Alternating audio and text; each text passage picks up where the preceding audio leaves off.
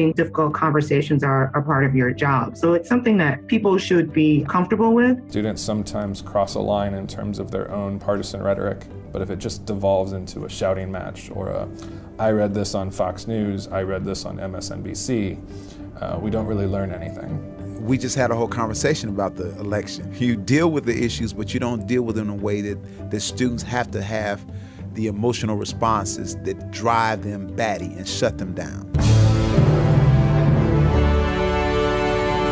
From IDEA, this is SoundIDEA.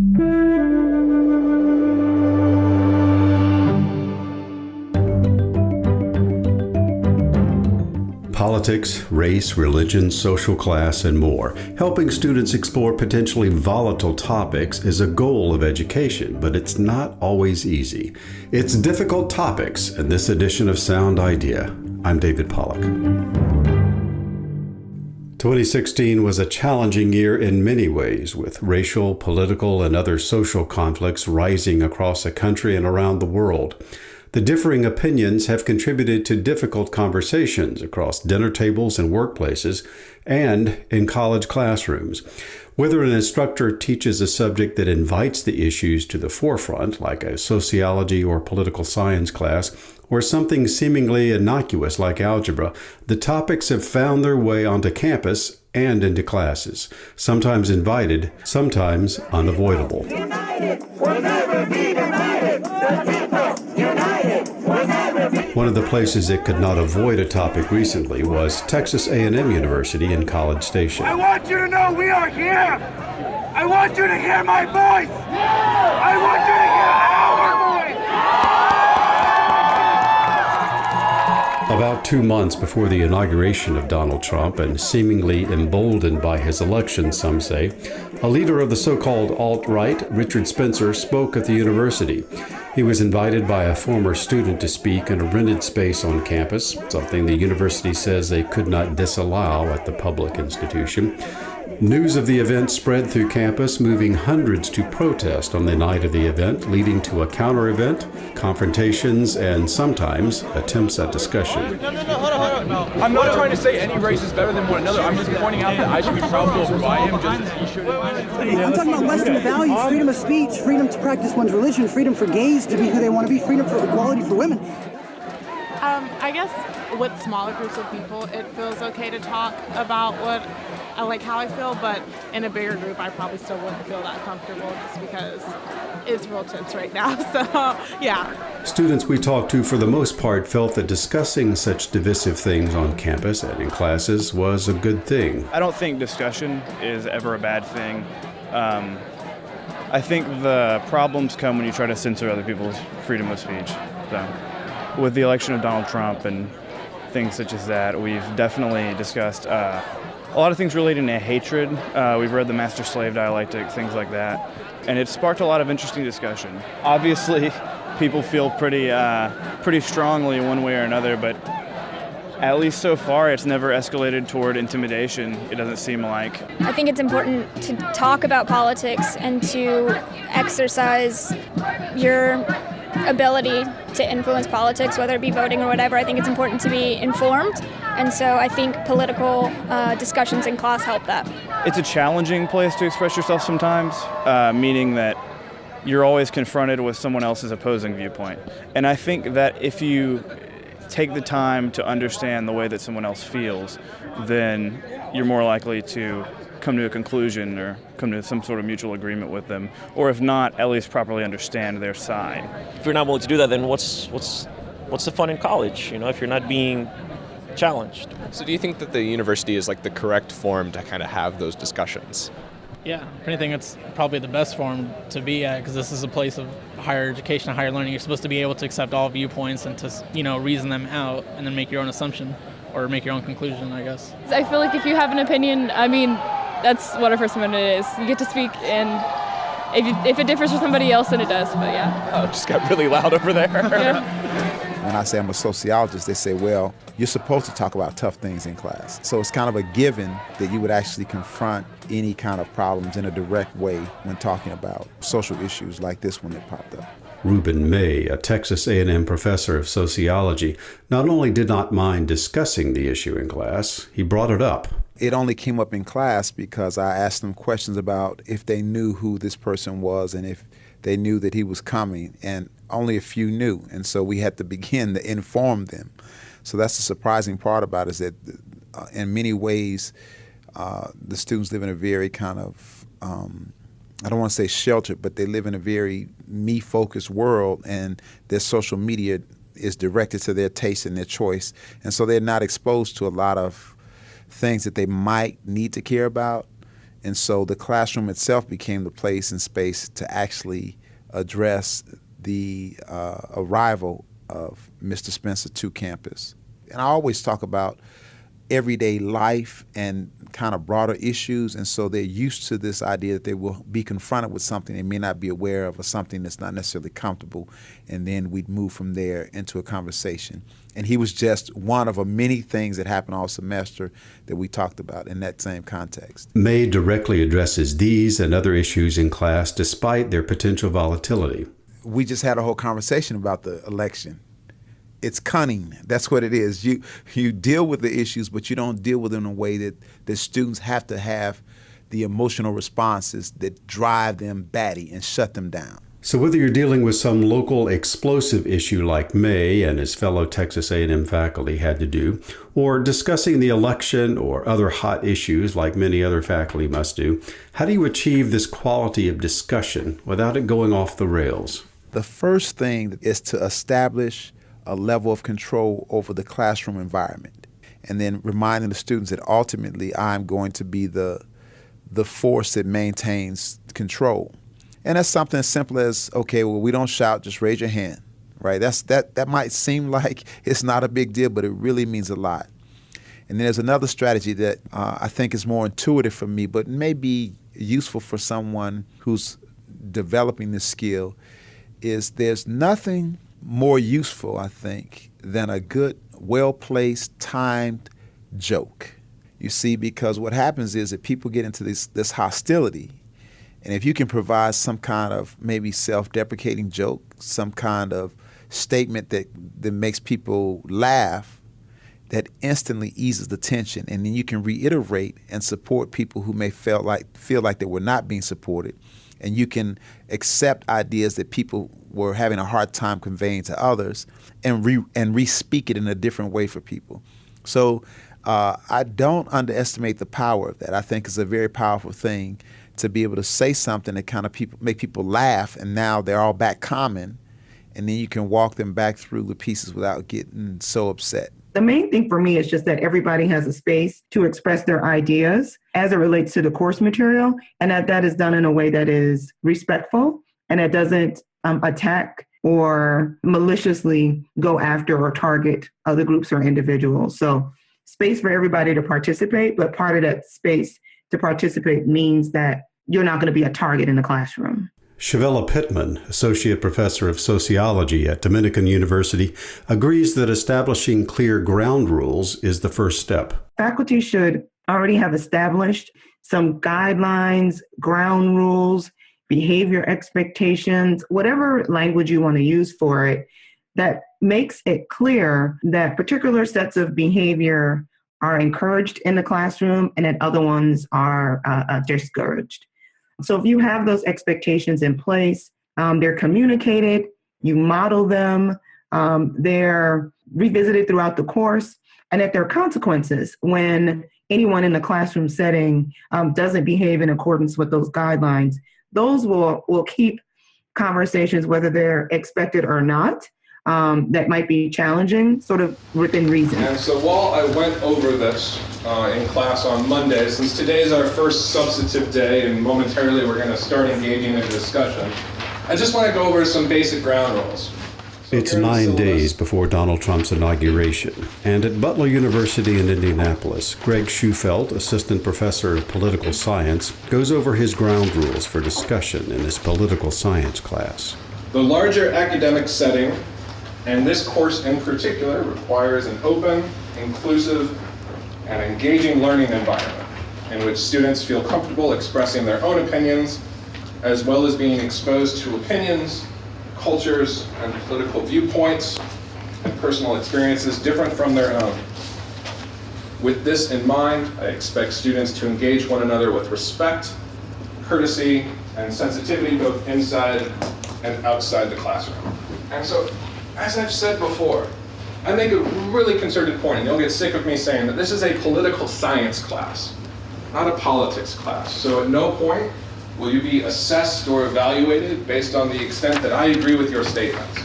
I would encourage you to use this class as an opportunity for yourself to flesh out what it is you think about the issues of the day, what you think the right relationship between government and its citizens should be. And I would encourage you to use this class as a place where you can explore those things in a judgment-free zone. If you disagree with your classmates, absolutely take advantage of this opportunity. Engage your classmates. College, and this class in particular, is a good time where you have this opportunity. You know, Facebook or 140 characters on Twitter is not the best time to really understand the depth of what your friends and your family and your coworkers might feel. So in this class, you have the opportunity to learn from one another. And so because of that, I ask that you always treat your classmates with respect. Be mindful of the language that you use. Be mindful of how your classmates want to be treated. And be mindful of how you want to be treated yourself. Schufeld says the guidelines are important, but adds that having a clear purpose for classroom discussions is another important strategy for ensuring their success. I always, in terms of discussion, really have a clear roadmap in my head. It doesn't necessarily always follow, because I let students kind of take the discussion where they want, and so sometimes we end off in different directions, but I think to the extent that I have a plan allows me to anticipate the types of comments that might come up, and in a structured setting, get everybody back to the points that I want to make, or to the lessons from the readings or the assignments. So even if somebody says something that might want to shut me down personally, or might shut some of their classmates down, I'm able to see how that perspective might fit into the broader argument.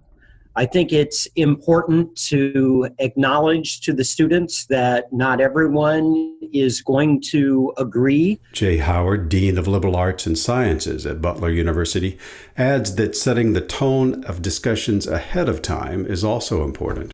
We want to have an environment where people feel comfortable and safe, and put safe in quotation marks there, to engage in a discussion. But that doesn't mean you won't be exposed to ideas with which you might disagree, or ideas that might even challenge some of your fundamental assumptions about the nature of the world. Schufeld pushes students to consider those assumptions even when discussions are getting heated. Oftentimes I try to, in the heat of the moment, make people switch sides and argue the same topic from multiple perspectives. So what would you think about taxes if this was your income? Okay, what would you think about taxes if this was your income? What would you think about this issue if you were speaking it from an interest group perspective, or from a partisan perspective, or from an elected official? And by doing that, I'm able to bring in a little more of the context of the things that I want the students to focus on, not who is right or wrong, but how elections or rules or institutions can kind of shape these types of things. And so I will often just keep probing questions, repeatedly asking why or how something works. That even if I disagree with students, or that they might be articulating an unpopular or heated perspective, they have to keep defending it, and they have to keep going down a certain argument. And so I find that that's helpful to try to address blanket partisanship of either perspective. That if you just keep asking enough questions and asking students to explain it, they'll either identify that A, they have a really solid understanding of an issue, or B, they need to do more research. They need to build their argument better so that they can be more persuasive in the future.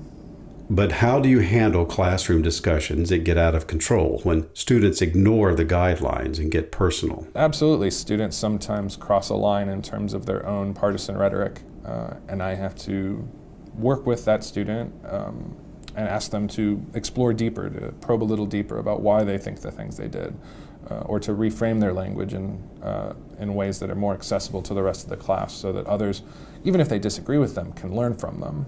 But if it just devolves into a shouting match, or I read this on Fox News, I read this on MSNBC, we don't really learn anything. I simply say, hold on a minute. Let me see if I can help you understand what they meant or what they thought. And then I would then ask the person, is that what you were trying to convey? Reuben May agrees that you cannot let those moments get out of control, but you can also use them for learning. My stopping that interaction eases the emotional part. Or if somebody said, you're a damn racist, and I go, I was thinking that about myself too. Laughter. Now we're back. You see?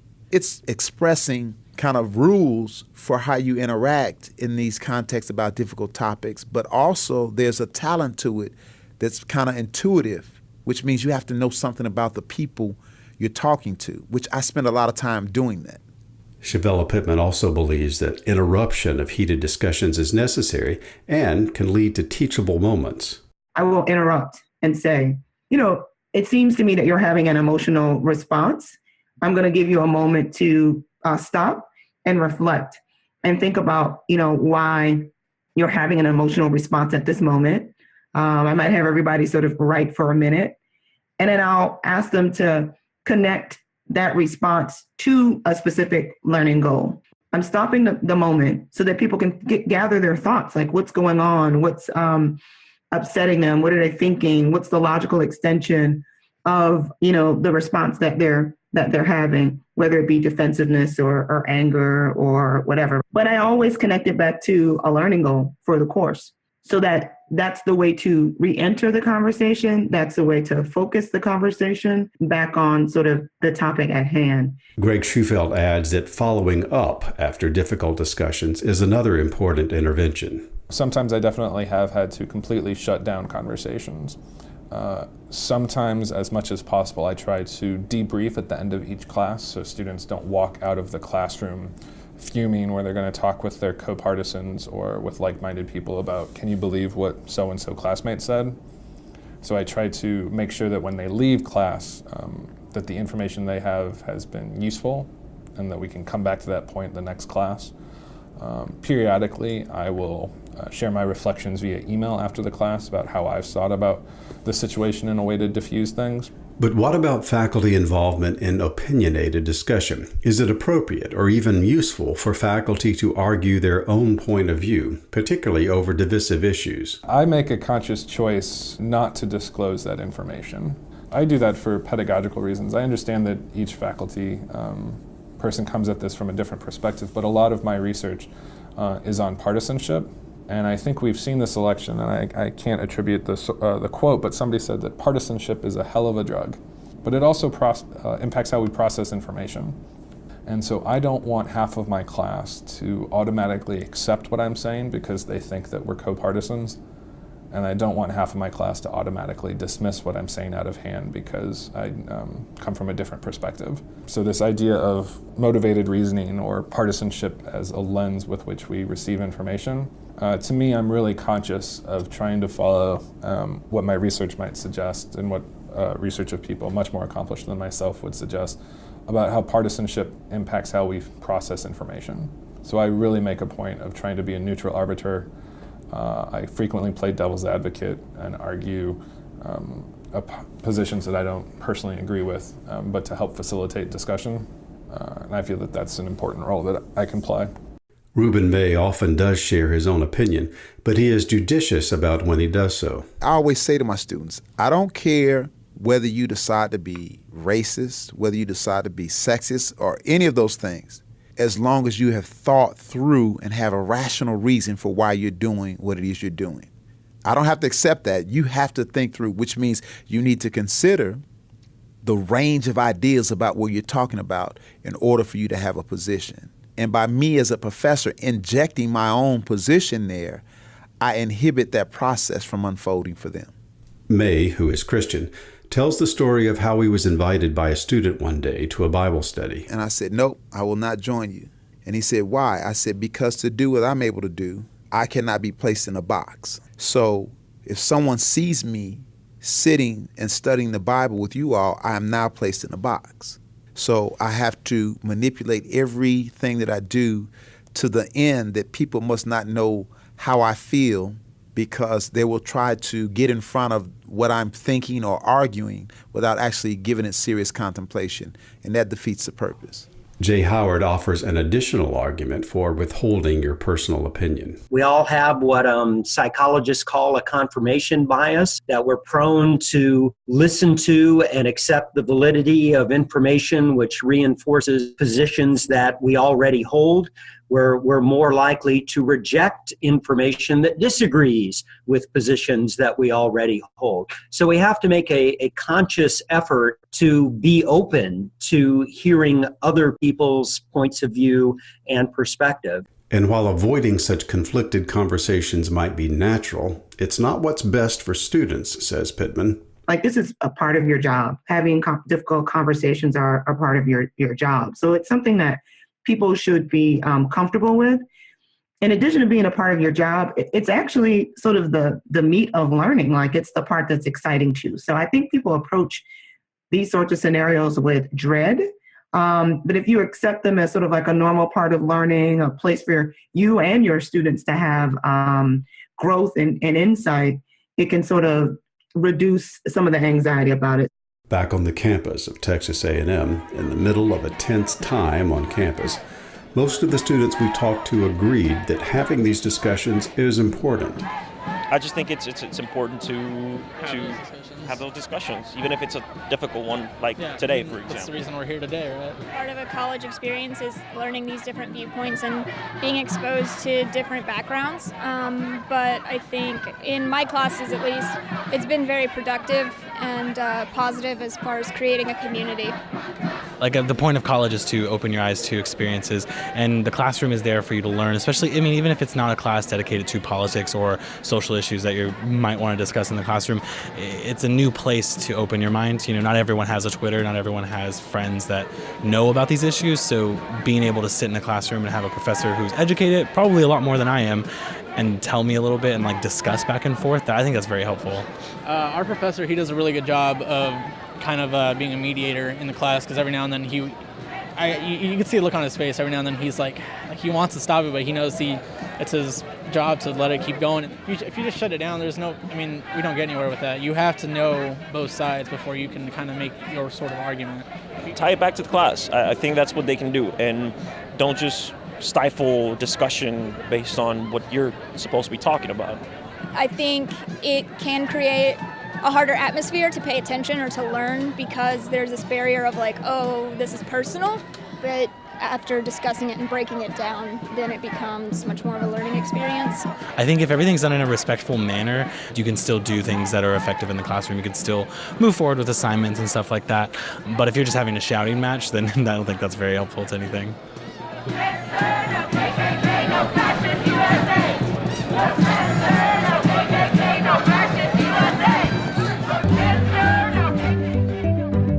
Whether your courses require that you discuss difficult topics or they just pop up from time to time, knowing how to not only manage but use such discussions for improving learning is an important skill.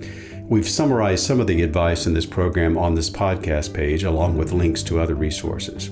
What do you think? Is managing difficult topics successfully mostly a skill, or is it intuition? Do you have suggestions for other faculty for handling difficult discussions? We'd love to hear your thoughts. Email us or comment on this podcast page. Our thanks to Philip Jankowski of the Austin American-Statesman for providing additional sound from Texas A&M for this episode. For IDEA, I'm David Pollack.